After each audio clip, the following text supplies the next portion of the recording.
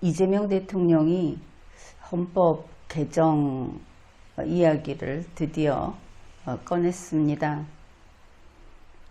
헌법 개정한다고 하면서 5.18을 넣자. 그게 그렇게 대단한 것도 아니죠. 이제는 5.18을 앞에 넣는다고 해서 그것을 반대한다든지 또 그것을 영예스럽게 여긴다든지 하는 모든 것이 다 지나갔습니다.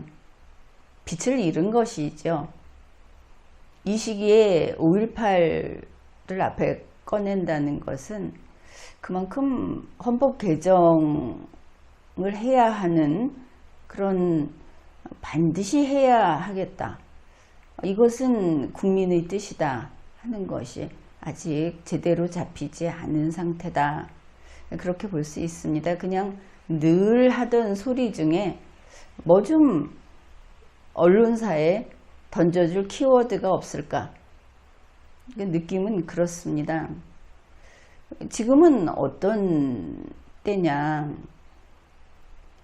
벌써 다들 잊고 싶어 하는, 그리고 바쁜 각자의 삶에서 그런 일이 있었지 했던 바로 12월 3일 비상계엄 혹은 12월 3일 비상계엄 내란, 그것이 아직 처벌을 한다든지 또 사실관계를 확정 짓는다든지 하는 법적으로 그런 것이 완료되지 않은 계속 중인 상황입니다.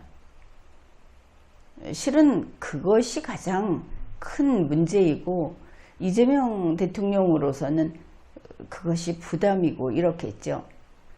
우리 국민들도 그 문제를 덮고 가서는 아무것도 되지 않는다. 그것을 좀 용기를 내서 배짱 있게 인정을 해야 하겠다. 그렇게 생각합니다. 그래서 12월 3일 비상계엄 내란이라는 것이 현재 어떻게 개념정이 되고 있는가, 혹은 대략적으로 어떻게 우리 한국 국민과 세계 여러 나라 사람들에게 이것이 정리되어 있는가 하는 것을 먼저 함께 알아보기로 하겠습니다. 이것은 위키피디아 백과사전에서 싣고 있는 2024년 대한민국 비상계엄이라는 항목입니다. 이제 그 날짜는 2024년 12월 3일에서 4일까지 이렇게 돼 있고, 지역은 대한민국 전역, 결과 대한민국 정부가 비상계엄을 해제했다. 그리고 나서 있었던 일들은 윤석열 대통령 탄핵소추안이 발의됐고, 윤석열의 내란죄 수사에 착수했고, 윤석열이 체포됐고, 지금은 특검이 진행 중이고, 그리고 다른 한편으로는 법원의 재판도 진행 중이다. 이미 탄핵은 결정이 나서 대통령에서 파면됐다. 이렇게 우리가 알고 있는 것들까지 포함을 하면 이렇게 되겠습니다. 위키피디아에서 서술하고 있는 내용을 우선 살펴봅시다. 2024년 대한민국 비상계엄 또는 12.3 내란은 2024년 12월 3일 오후 10시 27분 대한민국의 제20대 대통령 윤석열이 긴급 대국민 특별 담화를 통해 헌법기관인 국회의 권능행사 방해를 목적으로 선포한 위헌적 비상계엄이다. 백과사전에 이렇게 올라 있습니다. 위헌적 비상계엄, 다시 말해서 헌법을 위반한 죄, 이렇게 되겠죠. 입법부와 사법부에 의해서 행정권이 심판된 쿠데타, 집행정부, 대통령이 진압된 이런 쿠데타 또는 내란을 의미한다.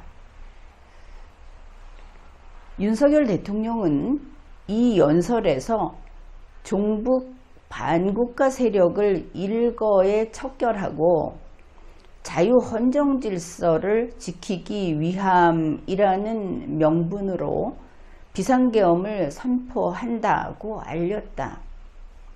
국회와 지방의회의 활동을 포함해 모든 정치 활동이 금지됐으며 언론의 자유도 정지한다는 내용이 비상계엄 포고령에 포함되어 있었다. 얼마나 큰 일인지 다시 이 내용을 보면서 들으면서 우리 모두 확인할 수 있습니다. 비상계엄 포고령이 반포되기 이전에 이미 중앙선거관리위원회에 계엄군이 투입되었으며 한국예술종합학교 등 공공기관이 폐쇄되었다.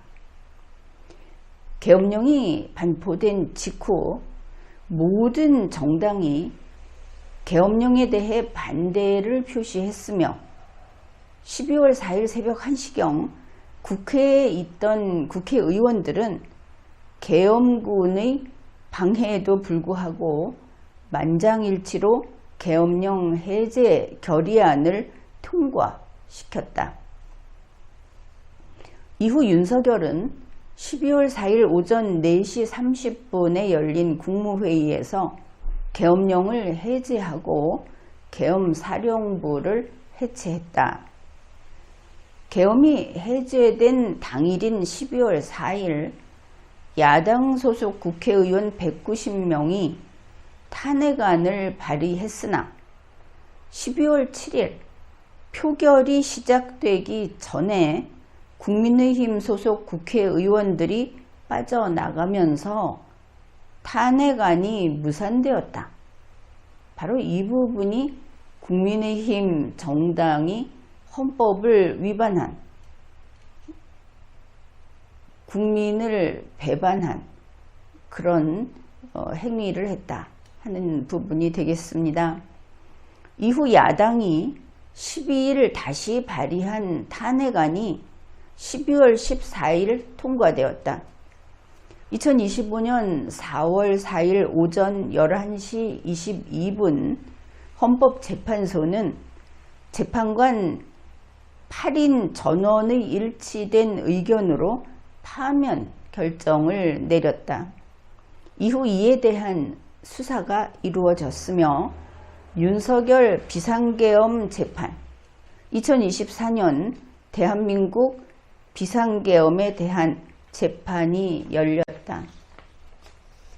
윤석열은 계엄을 일으킨 이유로 선포할 당시에는 국회가 여러 차례 탄핵을 시도했고 예산안을 삭감했다는 이유를 들었지만 그 이후에는 선거관리위원회가 침투당해서 국회의원 선거에서 부정선거가 이루어졌다는 음모론을 그 이유로 들었다. 바로 이래서 부정선거론이 윤석열 어게인과 같이 가는 그런 모습을 보이고 있는 것이다 하는 것을 알 수 있습니다. 순수한 부정선거는 안 된다 라는 차원이 아니라는 겁니다. 이렇게 위키피디아에서 대한민국의 12월 4일 비상계엄 혹은 비상계엄 12월 3일 비상계엄 내란, 이것을 이렇게 개념 정의하고 있는데 우리가 알고 있듯이 헌법재판소에서 대통령 윤석열 탄핵 심판을 진행했습니다. 그 사건 번호는 2024 헌납 8 이렇고, 이 사건을 헌법재판소에서 접수한 날짜는 2024년 12월 14일입니다. 그러면 2024년 12월 14일은 어떤 헌법 질서가 대한민국을 규율하고 있었는가? 이것이 핵심입니다. 2024년 12월 14일 당시는 제9차 개정 헌법 제10호, 우리로서는 지금의 현행 헌법이 효력을 발생하고 있었다. 아주 중요한 대목입니다.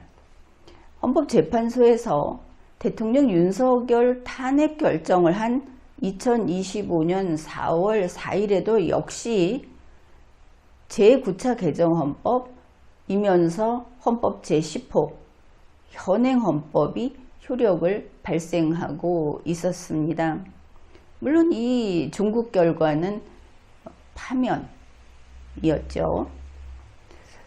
헌법재판소의 그 결정 요지를 보면 2024년 12월 3일자 비상계엄 선포가 비상계엄 선포의 실체적 요건 및 절차적 요건을 규정한 헌법 및 계엄법 조항을 위반한 것인지 여부, 여기에 대해서 괄호 열고 적극 이렇게 되어 있습니다. 그렇다 하는 뜻입니다.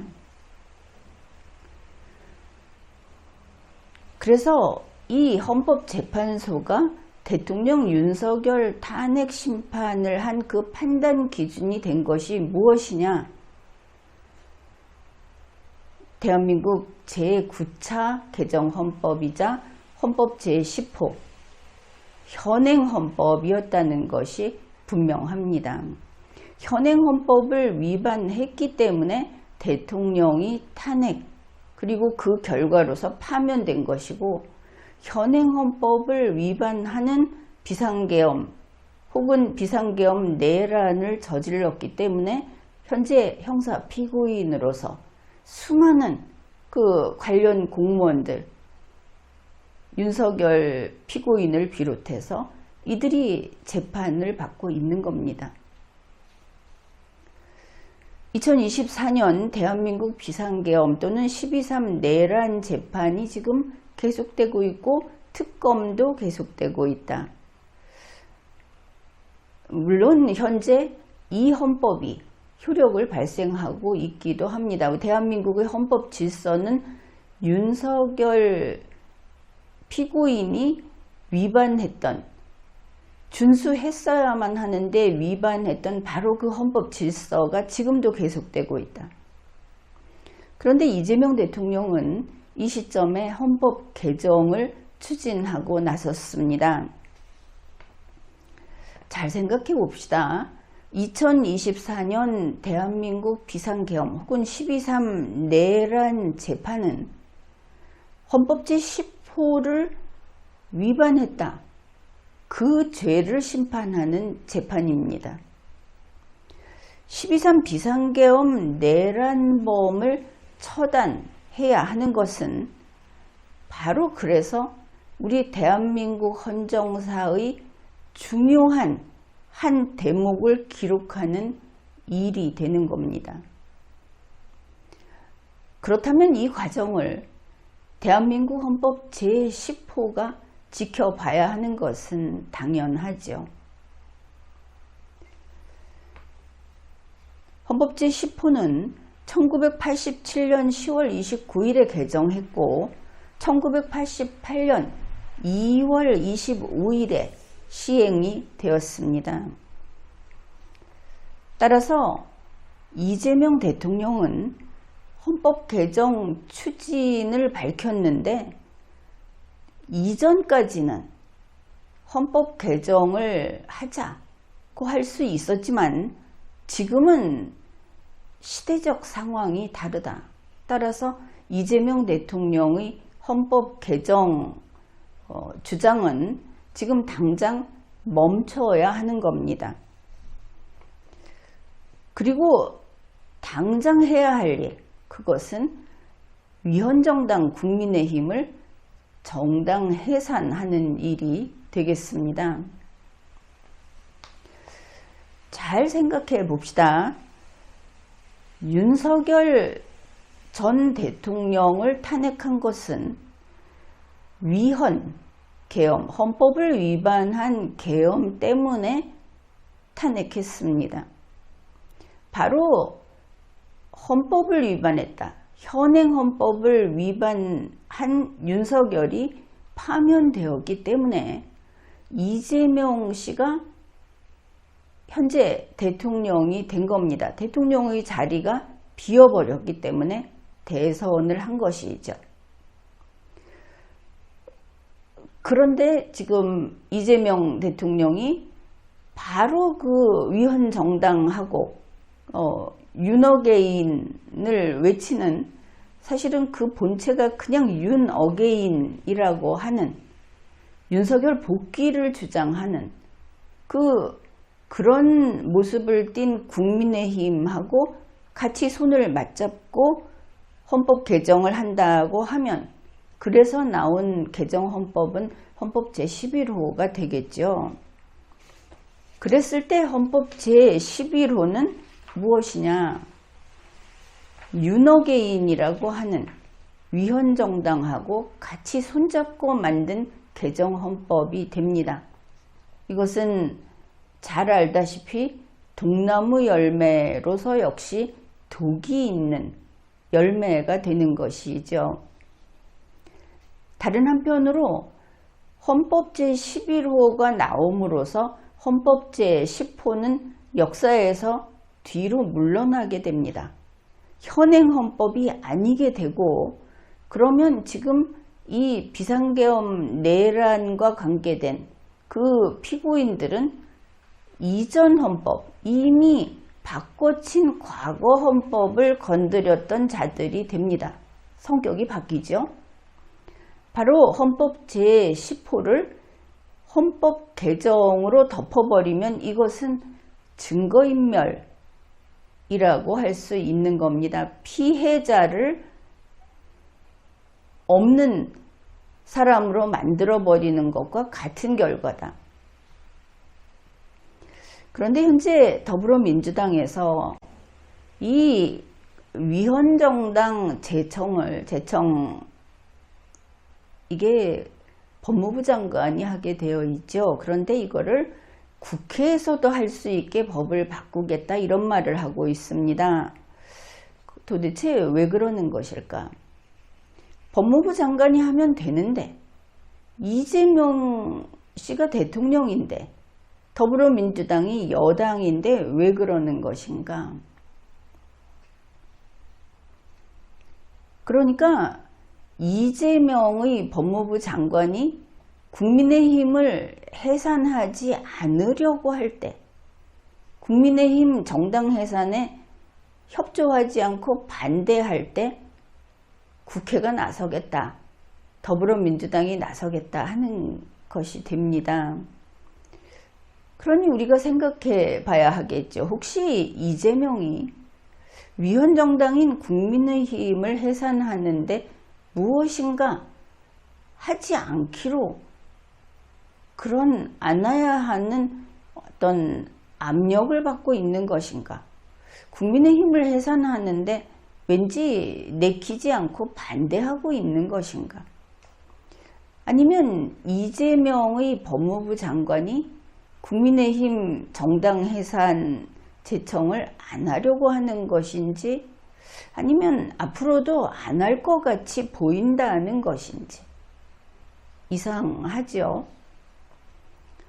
아니, 헌법 제10호를 위반했기 때문에 윤석열이, 그런 윤석열의 그 위헌 계엄 때문에 탄핵됐지 않습니까? 그래서 이재명이 대통령이 됐습니다. 그렇다면 이재명은 위헌정당 해산을 최우선으로 해야 합니다. 그것이 최우선 임무가 되겠죠. 헌정질서 수호라는 것은 대통령이 해야만 하는 일입니다. 게다가 다른 한편으로 우리가 알고 있다시피 국민의힘을 위헌정당으로 해산하는 것은 더불어민주당 측, 또 그쪽 진영에서는 수건 사업이기도 합니다. 통합진보당이 해산됐죠. 거기에 대해서 얼마나 원한이 깊습니까?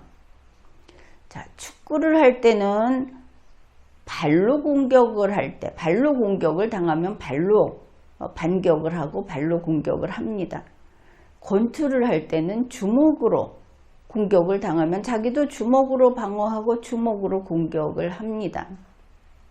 그렇다면 정당 해산에는 정당 해산으로 갚아야 하겠죠. 더구나 이번에 국민의힘은 위헌정당으로서의 증거 다 나와 있습니다. 윤석열 대통령이 파면되기까지 했습니다. 또 앞으로 이 특검이 결론을 내고 재판에 다 이제 넘기게 되면 더 확장된 범위에서 유죄가 확정이 될 겁니다. 그러면 이재명이 아무리 봐주고 싶어도 국민의힘을 정당 해산 안 할 수 없는 겁니다. 우리말에 새술은 새 부대에 넣는다는 말이 있죠. 새술을 헌 부대에 넣는 얼간이는 없습니다. 그런데 제11차 개정 헌법을 위헌정당, 내란당, 국민의힘하고 손을 꼭 잡고 만들겠다고 하다니, 이재명 씨가 대통령이 됐는데 뻔히 해산될 이 위헌정당을 자기 정치 생명을 걸고 지켜주겠다고 하다니, 요즘 이재명 대통령이 조금씩 얼간이 짓을 하기는 하고 있습니다. 일반 국민들이 보기에도 좀 이상한 구석들이 있죠. 그런 부분이 좀 많이 보입니다. 그래서 이재명 대통령이 마치 12월 3일 비상계엄 내란이 없었고 자기가 정상적인 대통령의 임기 만료로 실시된 대통령 선거에서 대통령이 된 채 하는, 그래서 다른 문제들이나 살피고 헌법을 개정하고, 그래서 현행헌법, 범죄 피해자라고 할 수 있는 현행헌법을 아예 그냥 땅속에 묻어버리겠다고 하는 것은, 그것은 옳지도 않고 수상하기도 하다, 이렇게 보아야 하겠습니다. 현재로서는 이재명 대통령이 제일 먼저 할 것은 헌정질서 수호라는 기치를 세우고 위헌정당 국민의힘을 보란듯이 정당 해산 추진해서 해산시키는 성과를 국민 앞에 바치는 일, 이것이 가장 먼저 해야 할 일인 겁니다. 지금까지 리걸마인드 연구소였습니다.